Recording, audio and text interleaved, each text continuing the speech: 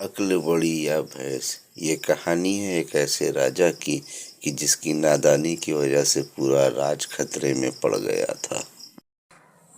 मैं चाहता हूँ कि मेरे राज में कमज़ोर कमज़ोर मंत्री और सेनापतियों को हटाकर पहलवान, मजबूत, ताकतवर मंत्रियों और सेनापतियों को भर्ती किया जाए, जिससे मेरा राज हमेशा बाहरी खतरों से सुरक्षित रहे और उन्नत करे। महाराज की जय हो। जैसा महाराज ने कहा वैसा ही आदेश का पालन किया जाएगा। महाराज, हम अभी से दूसरे राज्यों में मजबूत पहलवान जैसे लोगों की भर्ती शुरू कर देते हैं, जिससे कि जल्दी जल्दी आपकी आज्ञा का पालन हो सके। महाराज की जय हो।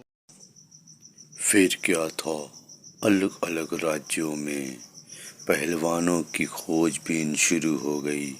अलग अलग राज्यों में घुड़सवार जाने लगे और पहलवानों को खोजने लगे कि अच्छे अच्छे पहलवान उन्हें मिल जाएं और वो उन्हें अपने राजा की सेना में भर्ती कर सकें। ये कई दिनों तक चलता रहा। कई राज्यों की खाक छानने के बाद आखिरकार कुछ पहलवानों को चुना गया जो बहुत ही बलशाली, बहुत ही ताकतवर और बहुत लाजवाब थे। उन सब की भर्ती कर ली गई। उन सब की भर्ती करने के बाद घुड़सवार अपने राजा के दरबार में वापस लौटा और वजीर राजा के दरबार में हाजिर हुआ और उसने हाजिर होकर कहा, महाराज की जय हो, महाराज की जय हो। महाराज, आपके हिसाब से हमने बहुत सारे देशों से अलग अलग पहलवान मंगा लिए हैं जो आपकी इच्छा के अनुसार हमारे देश की हिफाजत करेंगे और हमारे राज्य को विस्तार करने में काम करेंगे। शाबाश, शाबाश, तुमने बहुत अच्छा काम किया है वजीर, और हम तुमसे खुश होते हैं और हम तुमको इनाम भी देंगे। अब पूरे राजमहल में, पूरे दरबार में हर तरफ सिर्फ पहलवान ही पहलवान थे। बस ले देकर सिर्फ एक वही बूढ़ा वजीर रह गया था।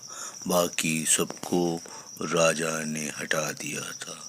ये पहलवान दिन भर दंड बैठक मारते, स्क्वाट लगाते, कसरत करते, रियाज लगाते, पेट भर खाना खाते और खर्राटे भरते। पूरे दरबार में सिर्फ दंड बैठक और खर्राटों की ही आवाज रह गई थी। कोई फरियादी फरियाद लेकर ना आता था और ना कोई विकास की बात होती थी। बस दिन भर पहलवानी और रियाज ही लगते। एक बार गांव में शेर आ गया। उसने गांव वालों को बहुत परेशान कर रखा था। उनके भेड़, बकरी, मवेशी वो मार कर खा जाया जाता था। सारे गांव वालों ने राजा से शिकायत की तो राजा ने अपने पहलवान दरबारियों से कहा कि तुम में से जो कोई भी उस शेर को पकड़कर मेरे पास लाएगा, मैं उसे इनाम दूंगा। ये खबर सुनना था कि सारे के सारे पहलवान सर पे पैर रखकर भाग खड़े हुए और पूरा दरबार खाली हो गया।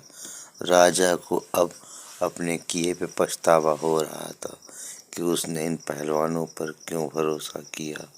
उसी समय महाराज की जय हो, महाराज की जय हो। महाराज, आप परेशान न हो। मैं आपके लिए उस शेर को जिंदा पकड़ कर लाऊंगा और आपकी प्रजा का भय हमेशा के लिए खत्म हो जाएगा।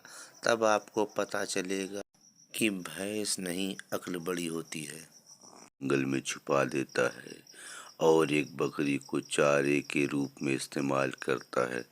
जब शेर उसका पीछा कर रहा होता है तब वो पिंजड़े में गिरकर फंस जाता है और वो शेर को ले जाकर राजा के दरबार में हाजिर करता है। महाराज, महाराज, मैंने अपना वादा पूरा किया और शेर को पकड़ के आपके सामने ले आया हूँ। शाबाश शाबाश, तुमने बहुत अच्छा काम किया है। आज तुमने ये सिद्ध कर दिया कि भैंस नहीं अक्ल बड़ी होती है, इसीलिए कहते हैं कि अक्ल बड़ी या भैंस। और तुमको इनाम में क्या चाहिए बताओ? महाराज, मुझे इनाम में तो कुछ नहीं चाहिए, बस मैं चाहता हूँ कि फिर से सारे पुराने मंत्रियों को बहाल कर दिया जाए। हाँ, ये तुमने एकदम सही कहा है। अब से फिर से सारे मंत्रियों को बहाल किया जाता है, तखलिया, और वो फिर से अच्छे से राज करने लगे।